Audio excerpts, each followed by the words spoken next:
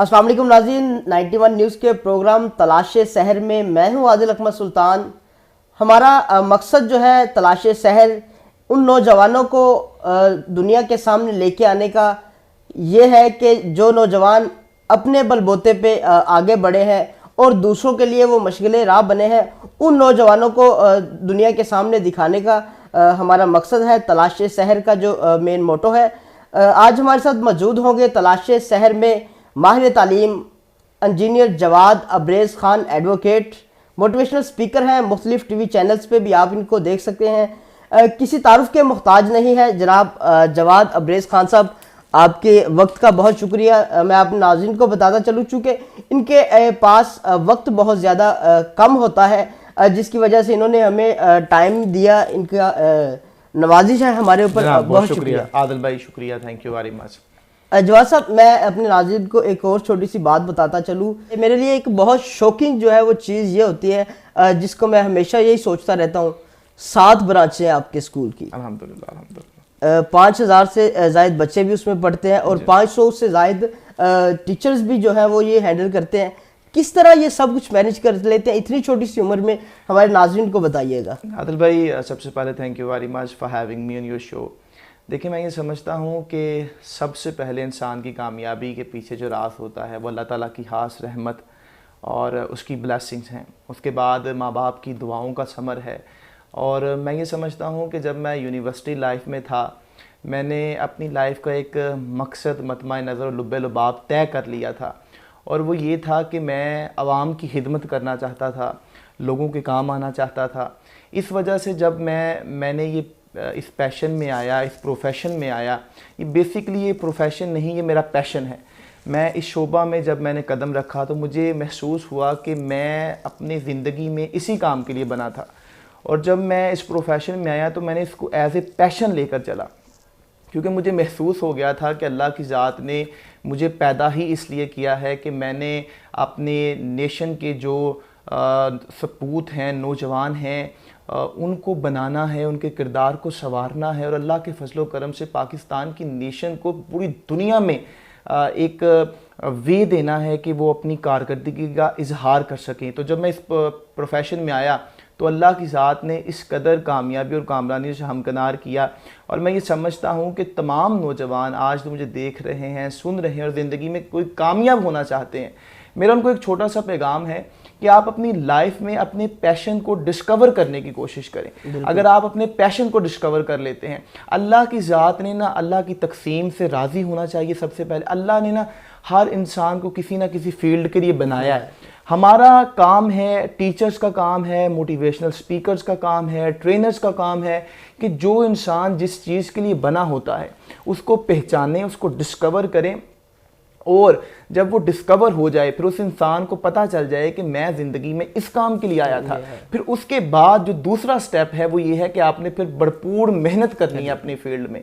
और मैं अपने प्रोफेशन के लिए, अपने ये जो मेरा पैशन है, जो टीचर ऑफ टीचर्स हूँ, मैं टीचर्स की ट्रेनिंग करता हूँ, बच्चों को भी क्लासेस में पढ़ाता हूँ, एडमिनिस्ट्रेशन करता हूँ, 7 स्कूलों को देखता हूँ। आगे फर्दर हम कई प्रोजेक्ट्स तैयार कर रहे हैं जिसमें यूनिवर्सिटी है, मुख्तलिफ कॉम्पिटिटिव एग्ज़ाम्स की अकेडमीज़ हैं। इसका प्रोजेक्ट जो है वो हमारा जल्द हम लॉन्च कर रहे हैं साल के अंदर, अल्लाह के फजलो करम से।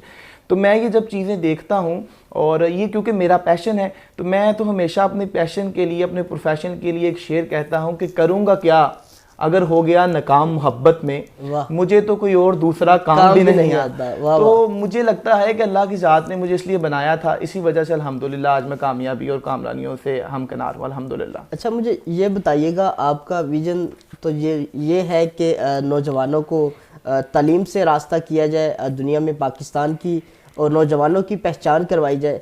आपके इस विजन को आप नहीं समझते कि एक ब्रेक लगा है कोरोना पेंडेमिक के बाद? बिल्कुल आदिल साहब, देखें, ये कोविड जो 19 है इसने पूरी दुनिया के अंदर एक तबाही एक बर्पा कर दी है। लेकिन अल्लाह ताला का खास करम हुआ कि जैसे आप जानते हैं कि हिस्ट्री उठाकर अगर आप देखते हैं पाकिस्तान की तारीख को, तो हमेशा पाकिस्तान के अंदर अल्लाह ताला का खास करम रहा है, क्योंकि ये इस पर हजूर का साया है। और इसको ला इलाहा इल्लल्लाह की बुनियाद पर बनाया गया है। तो मैं समझता हूँ कि इस पाकिस्तान पर अल्लाह ताला की ख़ास रहमत है, और कुछ लोगों का भी शुक्रिया जिन्होंने एहतियात की, और फिर कुछ हुकूमत का भी शुक्रिया जिन्होंने अच्छी पॉलिसीज़ बनाई। देखिए, अप्रिशिएट करना चाहिए। तो पाकिस्तान उन कंट्रीज़ में आया जिन्होंने कोविड को काफ़ी हद तक रोक लिया। लेकिन आप देख सकते हैं कि जिस तरह बहुत सारे प्रोफेशंस का नुकसान हुआ, लेकिन पाकिस्तान के अंदर स्पेसिफिकली पर्टिकुलरली अगर मैं बात करूं पाकिस्तान की, तो पाकिस्तान के अंदर सबसे ज़्यादा जो नुकसान हुआ वो एजुकेशन सेक्टर को हुआ। बिल्कुल, स्कूल्स बंद हो गए, यूनिवर्सिटीज़ बंद हो गई। और देखिए आदिल भाई, जब आप स्कूल की बात करते हैं या एजुकेशन सेक्टर की बात करते हैं, आप सिर्फ उनके मालकान की बात ना करें, आप सिर्फ टीचर्स की बात ना करें, आप स्टूडेंट्स के नुकसान की बात ना करें। स्कूल के अंदर ये 3-4 डिपार्टमेंट नहीं हैं, इसके अलावा भी बहुत ज़्यादा डिपार्टमेंट हैं। आपके ट्रांसपोर्ट का डिपार्टमेंट है, आपकी कंटीन लगाने वाले लोग हैं, आपके स्वीपर्स हैं, आपके स्टेशनरी वाले लोग हैं। इतने ज़्यादा लोगों का रोज़गार बंद हुआ और बहुत ज़्यादा नुकसान फेस करना पड़ा। अल्हम्दुलिल्लाह मैं समझता हूँ कि ये खुशी की नवीद है। ये बहुत बड़ा काम किया है हुकूमत पाकिस्तान ने कि जो ऐलान किया है कि अब इंशाअल्लाह ताला जैसे 9 से लेकर इंटरमीडिएट तक तो अल्हम्दुलिल्लाह अदारे ओपन हो चुके हैं। अब फर्दर जो रह गए हैं वो इंशाअल्लाह ताला 1 फरवरी से ओपन हो रहे हैं। तो मैं ये समझता हूँ कि ये एक बड़ा अच्छा इकदाम है, और इंशाअल्लाह ताला अल्लाह के फजलो करम से ये बेहतर साबित होगा इंशाअल्लाह ताला। अच्छा, कोरोना में जो स्कूल बंद हुए उसमें मालकान को बहुत सारा नुकसान हुआ। तकरीबन मेरे एक आइडिया के मुताबिक 10,000 के करीब जो प्राइवेट स्कूल हैं वो बंद हुए हैं। क्या कहेंगे, क्या वो दोबारा सरवाइव करके इस सिस्टम में शामिल हो सकेंगे? आदिल भाई देखिए, बहुत ज़्यादा नुकसान मैंने आपको बताया है कि तमाम प्रोफेशंस का हुआ है, और स्कूल्स का बहुत ज़्यादा नुकसान हुआ है पर्टिकुलरली। लेकिन अल्लाह ताला के फजलो करम से देखें, हर किसी के लिए कोई ना कोई राह तो मेरे अल्लाह ने मुतय्यन की है, तो इंशाअल्लाह ताला उनके लिए कोई बेहतर सबब बनेगा। लेकिन उम्मीद है कि अगर 1 फरवरी को भी स्कूल ओपन हो जाते हैं तो जो स्कूल नुकसान में जा रहे हैं वो दोबारा से जो है वो स्टेबल हो सकते हैं। It's not a big deal, it's not like hard nut to crack, it's a piece of cake. आप उसको ओपन कर सकते हैं। लेकिन अभी एक बड़ा इम्पॉर्टेंट एलिमेंट ये था कि स्कूल वो बंद हुए जिन्होंने ऑनलाइन एजुकेशन को स्टार्ट नहीं किया। एक बड़ा हमारे पाकिस्तान के अंदर ये कल्चर आम हुआ कि ऑनलाइन एजुकेशन को स्टार्ट कर दिया गया डिफरेंट इंस्टीट्यूट्स के अंदर। जिन्होंने नहीं किया, फिर डेफिनेटली जब उन्होंने पेरेंट्स ने वहाँ पे ज़िम्मेदारी का सबूत नहीं दिया, एहसास ज़िम्मेदारी अपने अंदर पैदा नहीं की, तो डेफिनेटली उन्होंने फ़ीस अदा नहीं की, बच्चों के मुस्तकबिल पे उन्होंने नज़रसानी नहीं की, जिसकी वजह से काफ़ी स्कूल्स बंद हो गए। अब जिन्होंने ऑनलाइन एजुकेशन को स्टार्ट किया वो काफ़ी हद तक महफूज रहे। जो एक ऑनलाइन एजुकेशन है बाहर के मुल्कों में अगर आप देखते हैं फॉरेन कंट्रीज़ में, तो ये बड़े अरसा से शुरू हो चुकी है। एक वर्चुअल क्लासरूम है, वहाँ से तमाम घरों के अंदर आप एजुकेशन प्रोवाइड कर रहे हैं। पाकिस्तान के अंदर भी ये सिस्टम आज से 10 साल बाद आना था, लेकिन अल्लाह का करना ये हुआ कि कोविड आया तो ये 10 साल पहले ये इनोवेशन हमारे पाकिस्तान के अंदर लॉन्च हो गई। लेकिन पाकिस्तान के अंदर बिलखसूस ये बड़े सारे मसले मसाइल हैं। इंटरनेट की सहूलत नहीं मैसर आती, देहाती गाँव में वो फैसिलिटीज़ में असर नहीं है, जिसकी वजह से काफ़ी टेरिबल सी सिचुएशन होती है। लेकिन फिर भी ओवरऑल अल्हम्दुलिल्लाह सिस्टम काफ़ी स्कूलों का बेहतर जा रहा है। अच्छा, मेरा सवाल ये है कि जिस तरह आपने कहा कि ऑनलाइन पे हम चले गए हैं काफ़ी हद तक पेंडेमिक के बाद, बच्चे छोटे छोटे नर्सरी क्लासेस के जो है वो भी ऑनलाइन पढ़ रहे हैं। जो बच्चे ऑनलाइन पढ़ रहे हैं टैबलेट्स के साथ, तो ये तो एक बड़ी अच्छी टेक्निक थी, बड़ा अच्छा फार्मूला था कि बच्चों को चले टैबलेट यूज़ भी करने दिया जाता और साथ साथ बच्चे उससे एजुकेशन भी हासिल करते। क्योंकि आदिल भाई हमारे पास कोई अल्टरनेटिव और वे नहीं था, हमारे पास सिर्फ यही वे था कि हम ऑनलाइन एजुकेशन को स्टार्ट करते। या तो हम हथियार फेंक देते और घरों में बैठ जाते छुप छुपा कर और बच्चों की एजुकेशन को ज़ाया कर देते, या फिर हम दूसरा कोई अल्टरनेटिव वे ढूंढते। और आपको मैं यकीन के साथ, ये दावे के साथ बात करता हूँ कि अल्लाह की ज़ात ने इंसान को अशरफुल महलूकात बनाया है, तमाम महलूकों से अफजल बनाया। यकीन माने अगर इस महलूक को, जिसे हम इंसान कहते हैं, आप समंदर में फेंक दें, समंदर में रहने के लिए, वहाँ बसने के लिए तैयार कर दें, तो डेफिनेटली 1 साल के बाद ये वहाँ पर भी कोई ना कोई रास्ते बना लेंगे और समंदर में रहना शुरू कर देंगे। क्योंकि अल्लाह की ज़ात ने इंसान के अंदर इतनी तहलीकी सलाहियतें पैदा की हैं कि इंसान तसव्वुर भी नहीं कर सकता। ये हमारी कमी है, ये हमारे अंदर की सोच है कि हम इसको ऑब्जर्व नहीं करते और अपने आप को पहचानने की कोशिश नहीं करते। वरना it's not a big deal कि आप ऑनलाइन एजुकेशन हासिल करते, अपने बच्चों को डिलीवर करते। आदिल भाई प्रैक्टिकल एक्सपीरियंस आपको बता रहा हूँ कि मुझे पूरा साल पेरेंट्स आके कहते रहे पिछले साल कोविड से पहले कि जी हमें भी बताएं कि आप टीचर्स को कैसे ट्रेन करते हैं, हमें भी बताएं टीचर्स बच्चों को कैसे पढ़ाते हैं। अब जब वो वक्त आया कि हमने पेरेंट्स को बताया कि हम बच्चों को कैसे पढ़ा रहे हैं, ऑनलाइन एजुकेशन उनके घर गई, उनको वीडियो लेक्चर्स मिले, अब हमने बच्चों को भी बताया, साथ पेरेंट्स को भी बताया कि हम कैसे टीच कर रहे हैं। अब पेरेंट्स के पास एक अपॉर्चुनिटी थी जिसे गोल्डन अपॉर्चुनिटी कहा जा सकता है कि वो बच्चों के साथ बैठते, खुद भी सीखते। There is no age of learning, सीखने की कोई उम्र नहीं है, खुद भी सीखते और बच्चों को भी सिखाते।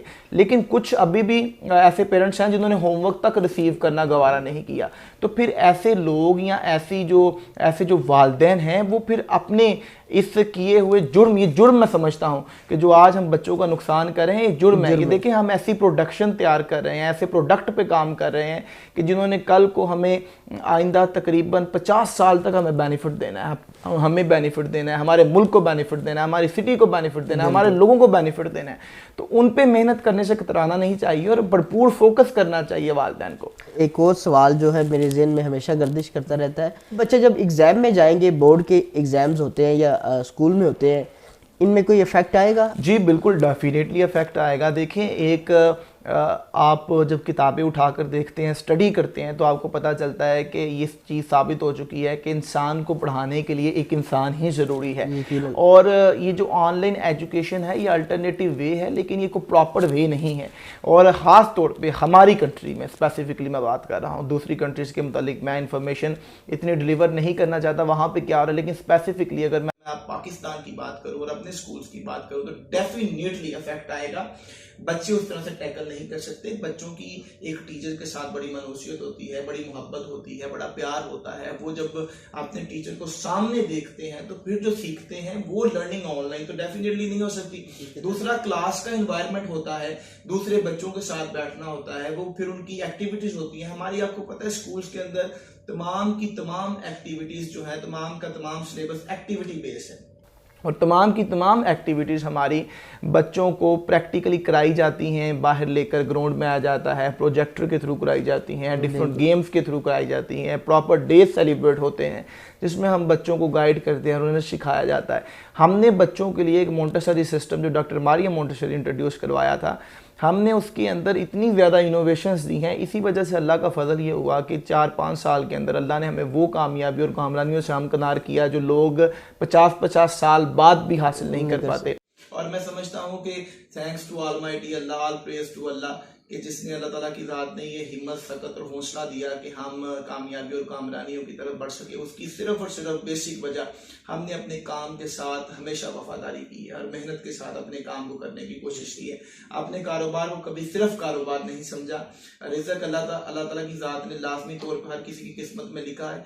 अपने काम को सिर्फ कारोबार नहीं समझा बल्कि खिदमत इंसानी भी समझा है हमेशा। और अल्हम्दुलिल्लाह हमारे स्कूल्स के अंदर जहाँ 5000 बच्चा है वहाँ पर 500 से ज़्यादा स्टूडेंट्स जो है वो फ्री ऑफ कॉस्ट पढ़ते हैं। Very good. ये आपका मेरे नज़दीक ये टर्निंग पॉइंट है आपका कि जो बच्चे फ्री ऑफ कॉस्ट। बिल्कुल आदिल भाई, ये तो देखें, ये तो बड़ा एक सिंपल सा फार्मूला है कि जिसने अल्लाह ताला के साथ तजारत की, फिर अल्लाह ताला की ज़ात ने कहा कि जब मैं तुम्हारे किसी कारोबार में पार्टनर बन गया हूँ तो फिर तुम्हें नुकसान कैसा। और ये सोचना चाहिए हमारे मुल्क के तमाम लोगों को, बाशऊर शहरियों को, बिजनेस शुरू करने वाले बच्चों को, स्टूडेंट्स को जो आज बिजनेस स्टार्ट करना चाहते हैं कि जब भी आप कोई कारोबार शुरू करें उसमें एक हिस्सा अल्लाह ताला की ज़ात का लाजमी तौर पे रखें।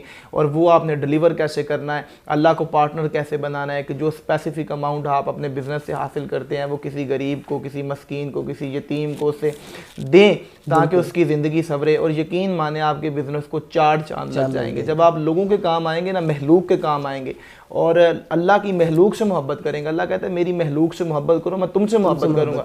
तो जब इंसान अल्लाह की महलूक से मोहब्बत करता है तो डेफिनेटली अल्लाह ताला की ज़ात से इंसान से मोहब्बत करती है। बिल्कुल नाज़रीन, जवाद अब्रेज़ खान एडवोकेट हमारे साथ मौजूद है।